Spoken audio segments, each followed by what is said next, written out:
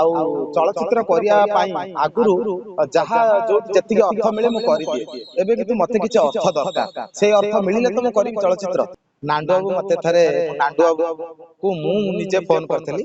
ଭାଇ ମତେ କହିଲେ ଦେଖିବା ଜ୍ଞାନ ତମ ପାଇଁ ଚେଷ୍ଟା କରିବା, ଏବେ ତ କଳାକାର ରହିଲେଣି, ଆର ବର୍ଷକୁ ଦେଖିବା। ସେ କହିଛନ୍ତି କିଛି ନାହିଁ, ମୋ ପାଇଁ ସେ ଭଲ ଲୋକ। ବିବାଦ କାହିଁ, ଚରିତ୍ର ମୁଁ କରିବି। ମୋ ଭାଇ ମାନେ ତାକୁ ଯଦି ମତେ ଭିଲିଆନ ଚରିତ୍ର ମିଳିଲା, ମୋ ଭାଇ ମାନେ ଯଦି ମୋ ଚିଆର କରିବେ, ମୁଁ କଣ ଖରାପ ହେବି? ଏ ସରକାର ବି ଆହୁରି ଭଲ, କିଛି ଅସୁବିଧା ନାହିଁ, ବହୁତ ଚାଲିଛି, ବହୁତ ବଢିଆ। ଆମ ଚଳଚ୍ଚିତ୍ର ଜଗତ ପାଇଁ ବହୁତ ପଦକ୍ଷେପ ନେଇଛନ୍ତି। ଆଉ ଯାହା ବି କମ୍ପ୍ଲେନ ଯାହା ବି କରାହଉଛି ଏ ସରକାର ଶୁଣୁଛି, କିଛି ଅସୁବିଧା ନାହିଁ। ଯୋଉ କଥାଟି ମୁଁ କହିଲି, ମୋ ଭାଇ ମାନେ ମିଡିଆ ଭାଇ ମାନେ ତାକୁ ସଲ୍ଭ କରିଦେଲେ। ଆଉ ସମସ୍ତେ କାମ ଦଉଛନ୍ତି, କାମ ବି ମିଳୁଛି ୟୁଟ୍ୟୁବରେ, ସେତିକି ଆଶୀର୍ବାଦ ମୋ ଉପରେ ଥାଉ। ଆଉ ଏତିକି କହିବି, ଦର୍ଶକ ବନ୍ଧୁ ମୋ ପାଇଁ ଅଛନ୍ତି, ଆଉ ମତେ ଦେଖୁଛନ୍ତି। ଆଉ ଯୋଉଠି ଯାହା କୋଉଠି କଣ ଭୁଲ ଭାଲ ହେଲେ ଦର୍ଶକ ବନ୍ଧୁ ମାନେ କମେଣ୍ଟରେ ଲେଖୁଛନ୍ତି, ଜ୍ଞାନ ଭାଇ ଆମେ ତମଠୁ ଏଇଆ ଆଶା କରୁନୁ। ମତେ ସେଇଟା ଭାରି ଖୁସି ଲାଗେ। ତାମାନେ ଦର୍ଶକ ବନ୍ଧୁ ମୋ ପାଇଁ ଅଛନ୍ତି। ତେଣୁ ଯାହା ବି ହଉ, ଦର୍ଶକ ପାଖରେ ପହଞ୍ଚିବା ପାଇଁ ଆପଣ ମାନଙ୍କର ଯୋଉ ହାତ, ଆଉ ଆପଣ ମାନେ ଯୋଉ ମତେ ଭାଇରାଲ କଲେ, ଅଶେଷ ଅଶେଷ ଧନ୍ୟବାଦ ମୋ ମିଡିଆ ଭାଇ ମାନେ। ନା ଫିଲ୍ମରେ ଆଉ ସେମିତି ଚରିତ୍ର ମତେ ସେମିତି ମିଳୁନାହିଁ। ଆଉ ଚରିତ୍ର ମିଳିଲେ ମୁଁ କରିବି। ଆଉ ଚଳଚ୍ଚିତ୍ର କରିବା ପାଇଁ ଆଗରୁ ଯାହା ଯୋଉଠି ଯେତିକି ଅର୍ଥ ମିଳେ ମୁଁ କରିଦିଏ। ଏବେ କିନ୍ତୁ ମତେ କିଛି ଅର୍ଥ ଦରକାର, ସେଇ ଅର୍ଥ ମିଳିଲେ ତ ମୁଁ କରିବି ଚଳଚ୍ଚିତ୍ର। ଏବେ ଆହୁରି ପୁରା ଅଧିକ କାମ ମିଳିବା ଠିକ କଥା ହଉଛି। ମୁଁ ଯୋଉ ଡିମାଣ୍ଡଟା କରୁଛି, ମୁଁ ଯୋଉ ଅର୍ଥରାଶିଟା ଡିମାଣ୍ଡ କରୁଛି, ସେଇ ଡିମାଣ୍ଡଟା ହେଲେ ତ ମୋ ଚରିତ୍ର ଉଇଥି ଅର୍ଥରାଶି ମୋର ଦରକାର। କାରଣ ଏବେ ମୋ ପରିବାର କେମିତି ଚଳେଇବି? ନାଇଁ, ସିଏ କଣ ନଉଥିବେ ସିଏ ତାଙ୍କର ବ୍ୟକ୍ତିଗତ କଥା। ମତେ କିନ୍ତୁ ସେଇ ଅର୍ଥରାଶି ନ ମିଳିଲେ, ମୁଁ ସେଇ ଚରିତ୍ର ଭଲ ମିଳିବା ଦରକାର, ଚରିତ୍ର ସହିତ ଅର୍ଥରାଶି ବି ମିଳିବା ଦରକାର। କାହିଁକି ନା ମୁଁ ଯେତିକି ଯାହା କରିଦେଇଛି, ଆଗରୁ କରିଦେଇଛି, ଶିଖୁଥିଲି। କିନ୍ତୁ ଏବେ ମତେ ଆଉ ଶିଖିବାର ନାହିଁ, ମୋ ପରିବାରକୁ ଚଳେଇବାର ଅଛି। ନାଇଁ ଏବେ ନୂଆ ନୂଆ ୟୁଟ୍ୟୁବର ମାନେ, ନୂଆ ନୂଆ କଳାକାର ମାନେ ପୁରା ଭର୍ତ୍ତି ହେଇଗଲେଣି। ଆଉ କୌଣସି ଡାଇରେକ୍ଟର, ଏବେ ଡାଇରେକ୍ଟର ମାନଙ୍କୁ ଅଶେଷ ଅଶେଷ ଧନ୍ୟବାଦ। ସବୁ ନୂଆ କଳାକାର ଦଉଛନ୍ତି ଚାନ୍ସ, କାହିଁକି ନା ସେ ଦେଖୁଛନ୍ତି ଆମେ କମ ବଜେଟରେ ଫିଲ୍ମ କରୁଛୁ, ଆମକୁ ନୂଆ ନୂଆ କଳାକାର ହେଲେ ସେମାନେ ରାଜି। ଏଇଟା ଚାଲିଛି, ବଢିଆ କଥା। ଯାତ୍ରା ପାଇଁ ମୁଁ ଚିନ୍ତା କରିଛି, ଯେହେତୁ ମତେ କିଛି ଆଗକୁ କଣ କିଛି କରିବାର ଅଛି। ଆଉ ଯାତ୍ରାରେ ତ ବହୁତ ଭଲ ମାନେ ଅର୍ଥ ଇଏ ହଉଛି। ମୁଁ ତଥାପି ଗୋଟେ ନେଇଛି, ଯେହେତୁ ମୋ ଶରୀରଟା ଟିକେ ସପୋର୍ଟ କରୁନି ଏଇ ରାତି ଅନିଦ୍ରା ପାଇଁ। ଯଦି ସେମିତି କିଛି ମିଳିଲା, ମୁଁ ପଦକ୍ଷେପ ନେବି ବୋଲି ମୋର ଆଶା ଅଛି। ହଁ ହଁ ହଁ, ଆସିଛି ଦି ତିନିଟା ପାର୍ଟି ଆସିଛି। ଆମ ଜଗତସିଂହପୁର ପାର୍ଟି ଆସିଛି, ଆଉ ଏମିତି ଆସିଛି। ଟିକେ ସେଇ ପଇସା ପତ୍ର ନେଇ ଟିକେ ଅଲଗା କଥା ଅଛି, ହେଲେ ମୁଁ ଯିବି। ଆଉ ସେଇ ପଇସା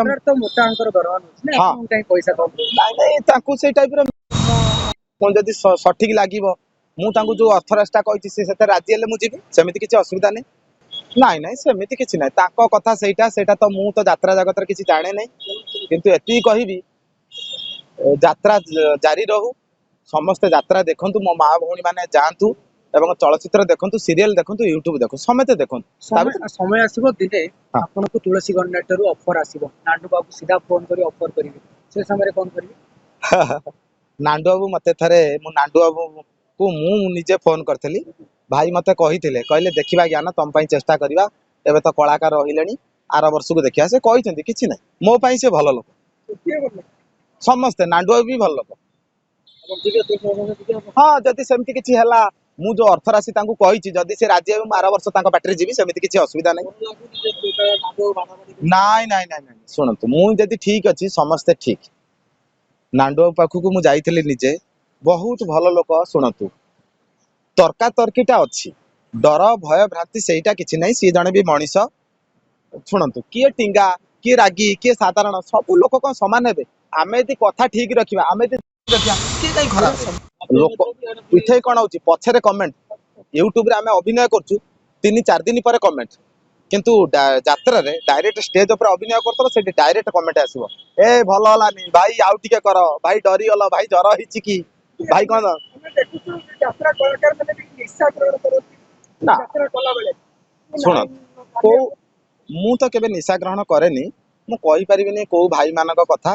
ଯଦି ସେମାନେ ତାଙ୍କର କିଛି ପାରିଶ୍ରମିକ ଲାଘବ ପାଇଁ ବା କଣ ଗୋଟେ କରୁଥିବେ, ସେମିତି ଖଣ୍ଡେ ଅଧେ ଇଏ ହଉଛି, ଆମେ ସେଇଟା କହିପାରିବାନି। ବ୍ୟକ୍ତିଗତ ହିସାବରେ ସେଇଟା ତାଙ୍କର ବ୍ୟକ୍ତିଗତ କଥା।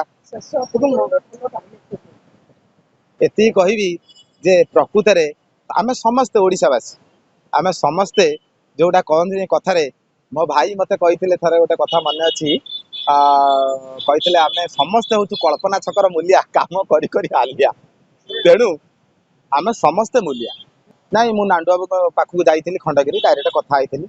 ଭାଇ କହିଲେ ନିଶ୍ଚିନ୍ତ ହିସାବରେ ମୁଁ ମୋ ପାଟିରେ ତତେ ନେବି ମତେ କହିଛି। କଣ ଅସୁବିଧା ରହିଲେ ନାଇଁ ଅସୁବିଧା କିଛି ନାହିଁ। ମୁଁ ଯୋଉ ଅର୍ଥ ରାଶିଟା କହିଛି ସିଏ ସେଇଥିରେ ରାଜି ହେଲେ ମୁଁ ତାଙ୍କ ପାଟିରେ ଯିବି। ଭଲ ଲୋକ ମୋ ପାଇଁ ଭଲ ଲୋକ। ମୁଁ କହିପାରିବିନି କାହା ପାଇଁ ମୋ ପାଇଁ ଭଲ ଲୋକ। ମନେ କରନ୍ତୁ ଆପଣ ବିବାଦ କାହିଁ ଚରିତ୍ର ମୁଁ କରିବି। ମୋ ଭାଇ ମାନେ ତାକୁ ଯଦି ମତେ ଭିଲିଆନ ଚରିତ୍ର ମିଳିଲା ମୋ ଭାଇ ମାନେ ଯଦି ମୋ ଉପରୁ ଚିଆର ଫୋଡେ ମୁଁ କଣ ଖରାପ ହେବି? ଚରିତ୍ରରେ ସିଏ ଇଏ କଲେ ସେମିତି କିଛି ନାହିଁ। ବିବାଦ କାହିଁ ହବ? ଆମେ ନିଜେ ବା ଠିକ ଅଛେ। ମୋର କୌଣସି ପ୍ରକାର କିଛି ନାହିଁ। ମୁଁ ନାଲି ଆମ୍ବ କଲି କି ଅଲଗା କଥା। ମତେ କମେଣ୍ଟରେ ଭାଇ ମାନେ କହୁଛନ୍ତି ଜ୍ଞାନ ଭାଇ ଏଇଆ ମାନେ ମୋ ସାଙ୍ଗରେ ଅଛନ୍ତି। ମୋର ଡର କଣ? ବିବାଦ କାହିଁ ହବ? ଆମେ ତ କାହାକୁ ଆକ୍ଷେପ କରି ବା କାହାକୁ କିଛି କହିବାନି। ଏଇ ମିଡିଆ ଭାଇ ମାନେ ଅଛନ୍ତି ସେମିତି କିଛି ନାହିଁ। ସମସ୍ତଙ୍କୁ ଅଶେଷ ଅଶେଷ ଧନ୍ୟବାଦ। ଶେଷରେ ଏତିକି କହିବି ମିଡିଆ ଭାଇ ମାନଙ୍କୁ ଭଲ ପାଆନ୍ତୁ। ସବୁ ମିଡିଆକୁ ଦେଖନ୍ତୁ।